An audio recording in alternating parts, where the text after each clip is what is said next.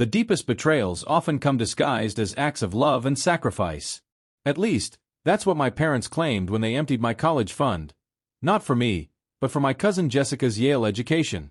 "We're doing this for the family," they had insisted. "Jessica has such potential." The unspoken part, of course, was that I apparently didn't.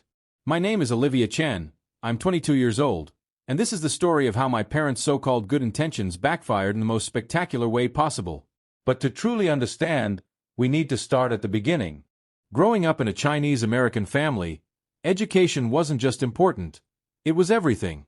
Every test score, every academic award, every recognition was meticulously tracked, compared, and ranked. My cousin Jessica and I were born only 2 months apart, but from the moment we could hold a pencil, we were unwilling participants in an academic arms race. Jessica was the golden child. She aced every subject, captained the debate team, and even had a research paper published at 16. I was competent but never extraordinary. My grades were good, but not perfect.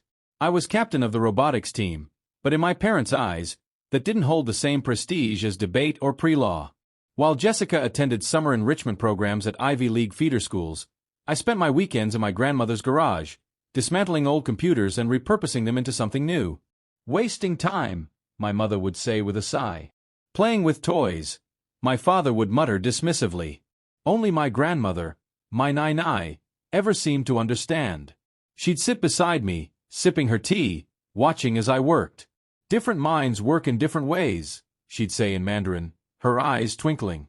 "Some follow the path. Others make their own." My college fund had been growing since I was born. Every red envelope from Chinese New Year, every birthday check, every dollar from summer jobs, carefully saved until, by my senior year of high school, it had reached nearly $80,000. It wasn't enough for a top-tier private university, but it was more than enough for a strong state school. I had been accepted into a competitive computer engineering program, ready to carve out my own future. And then everything changed. "Olivia, we need to talk," my mother said one evening, her voice carrying that edge that always meant trouble. My father sat beside her at the dining table, looking grave. "Jessica got into Yale," my mother announced. "Early decision. Full academic scholarship." I nodded, unsurprised. Of course, Jessica got into Yale. The sun rises in the east, water is wet, and Jessica excels. These were universal truths. "But there's a problem," my father added. "The scholarship doesn't cover everything. Room and board, books, living expenses. It adds up to more than Uncle Wei and Aunt Lynn can afford." A cold weight settled in my stomach. I already knew where this was going. "We've been talking," my mother continued, her voice softening as she reached for my father's hand. "Jessica has such an amazing opportunity. This could change her entire future. Change all our futures. Having a Yale graduate in the family." "You're taking my college fund," I stated flatly. "We're reallocating family resources," my father corrected, using his business-like tone. "Your state school is much more affordable. You can take out loans, work part-time. Jessica needs this money now. And I don't." My voice cracked slightly. "What about my future?" My mother sighed. "Oh, honey, be realistic. Jessica has real potential. She could be a lawyer, a politician, someone important." Someone important. I was just good with computers. "Have you told Nai?" I asked, already knowing she'd never approve. My parents exchanged glances. "Your grandmother is traditional," my mother said carefully. "She wouldn't understand modern opportunities. It's better not to worry her." That night, as I lay in bed, my phone buzzed with a message from Jessica. "OMG Olivia, I just heard. Thank you so much. I promise I'll make the family proud." I didn't respond. What could I possibly say? Congratulations on being worth more than me? The next morning, I went straight to Nai's house. My sanctuary, her garage my workshop. The moment she saw my face, she set down her teacup. "Tell me," she said simply. So I did. About Yale, about Jessica, about my vanished college fund. About being technical instead of important. Nai listened, her expression unreadable. When I finished, she stood and walked to an old metal filing cabinet in the corner of the garage. From the bottom drawer, she pulled out a thick envelope. "Your parents," she said in Mandarin, "see only what they expect to see. They understand Jessica's path, but they do not understand yours." She placed the envelope in my hands. "Open this after I'm gone. Not before." "Nai, what are you talking about? You're not going anywhere." She only smiled, patting my cheek. "Everyone goes somewhere eventually, little one. The trick is preparing for the journey." I didn't know then that she had secrets of her own. The months passed in a blur of preparations. Jessica's, not mine. My family gathered to celebrate her Yale acceptance, conveniently omitting the part where my college fund had paid for it. I withdrew from my state university's engineering program. Without my savings, even that was out of reach.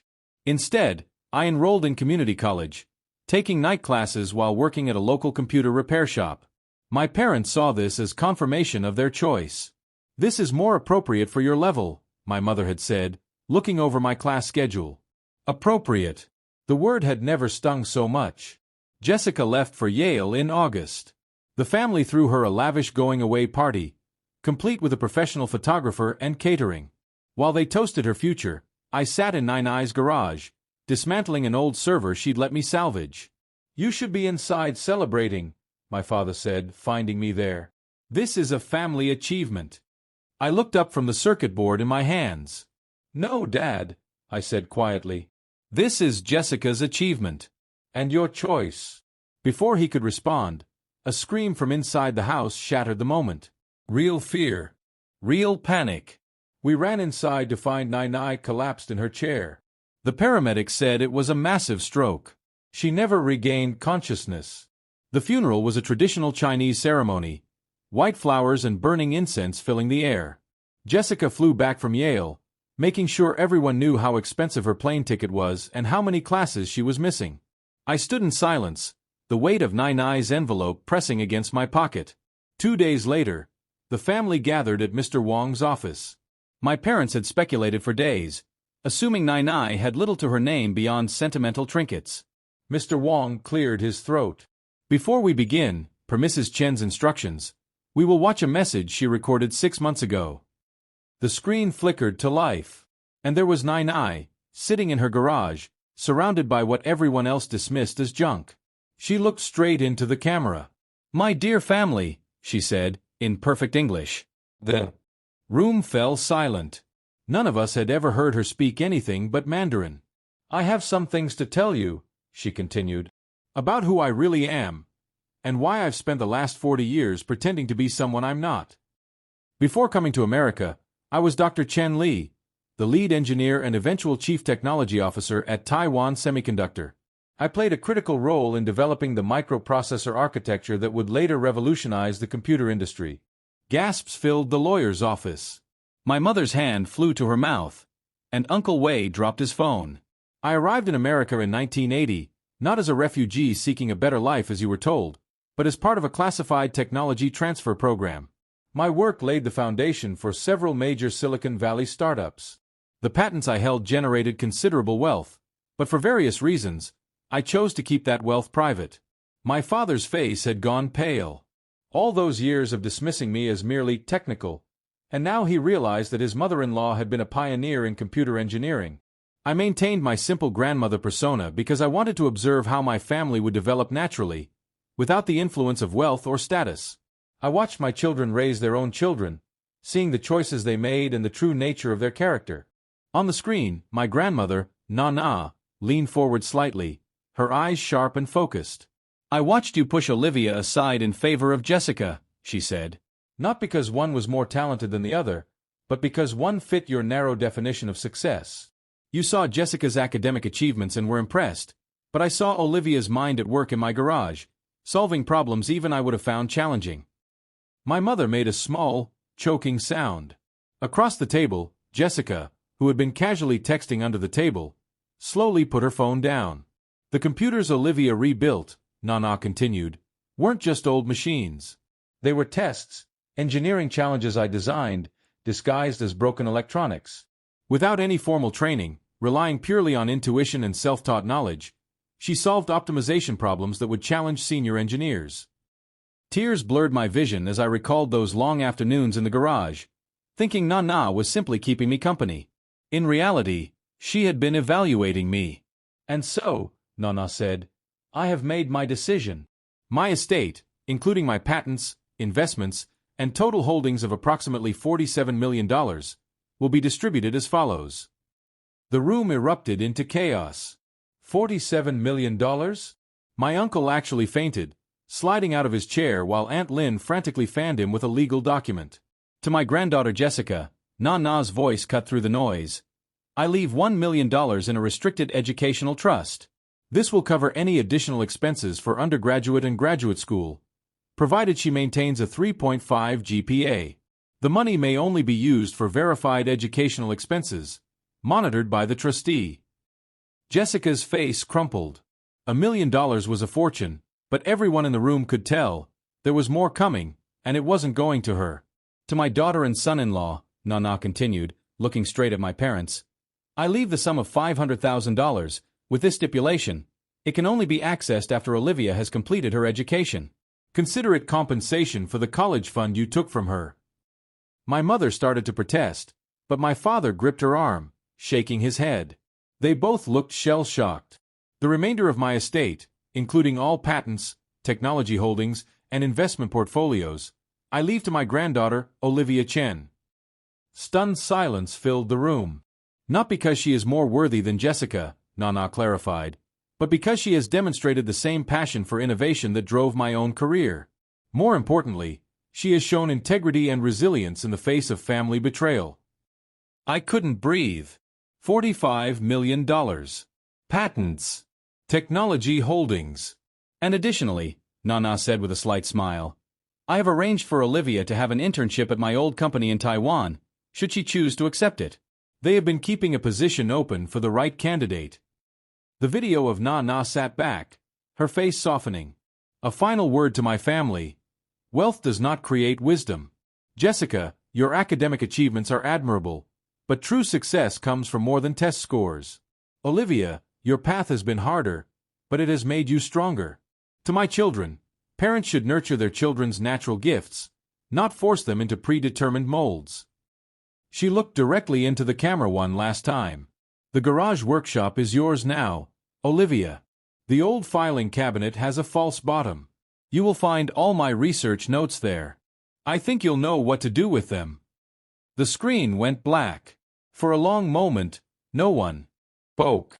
Then Mr. Wong, the lawyer, cleared his throat. There are some additional documents to sign, but the video is legally binding. Mrs. Chen had it properly witnessed and notarized. She was very thorough. The next few hours were a blur of paperwork and family drama. Jessica alternated between crying and trying to convince me to share the inheritance. My parents sat in stunned silence, occasionally muttering about all the years they had never known. Uncle Wei recovered from his faint long enough to insist that, as the eldest male relative, he should manage the inheritance for me. Aunt Lynn quickly backed him up, speaking of family responsibility and proper hierarchy. I let Mr. Wong handle their protests. Nana had left clear instructions about any attempts to contest or manipulate the will. That evening, I went to the garage. My garage now.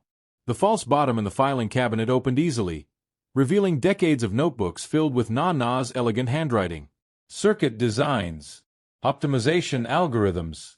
Innovation after innovation, quietly hidden all these years. Mixed in with the technical papers was a personal letter, addressed to me. My dearest Olivia, by now, you know who I really am. I'm sorry for the deception, but I needed to see you work without the pressure of my reputation.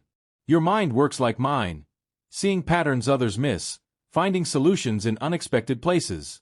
The night your parents took your college fund, I almost revealed everything. But I knew money alone wouldn't solve the real problem. You needed time to find your strength, to prove to yourself what I already knew, that success doesn't always follow the expected path. The patents and technology in these notebooks are valuable, but the real treasure is your own potential. Don't let anyone define that potential for you. Not your parents. Not society. Not even me. All my love, Nana. P.S. Check the old server in the corner. I think you'll find it's not quite as broken as it appears. 6 months have passed since that day in the lawyer's office. I am now studying computer engineering at Stanford after their admissions office received a very interesting letter of recommendation from the former CTO of Taiwan Semiconductor. The patents Na left me have already generated enough licensing revenue to fund a scholarship program for unconventional thinkers in STEM fields. Jessica is still at Yale, doing well enough to maintain her educational trust, but perhaps a bit more humble than before. My parents are slowly coming to terms with everything. Their mistakes, their assumptions about success. My father even asked to see my latest robotics project last week. My mother hasn't mentioned law school in months. The broken server in Na's garage contained a revolutionary quantum computing architecture she had been quietly developing. When I published her research, the tech industry went wild. Multiple companies are now competing to develop it, and I am overseeing the project teams to ensure my grandmother's final innovation is properly realized. But my favorite moments are still in the garage, surrounded by circuit boards and possibilities, just as when Na was alive. Sometimes, when I'm deep in problem-solving mode, I swear I can hear her voice. Different minds work in different ways. Some follow the path. Others make their own. Last week, a young girl from the neighborhood spotted me working and asked if she could watch. She reminded me of myself at that age. Curious, unconventional, full of questions that didn't quite fit the standard mold. I smiled and waved her in, just as Na had done for me. "Do you want to learn how computers think?" I asked. Her eyes lit up as she nodded eagerly. "Well," I said, pulling out an old circuit board, "let me tell you a story about my grandmother."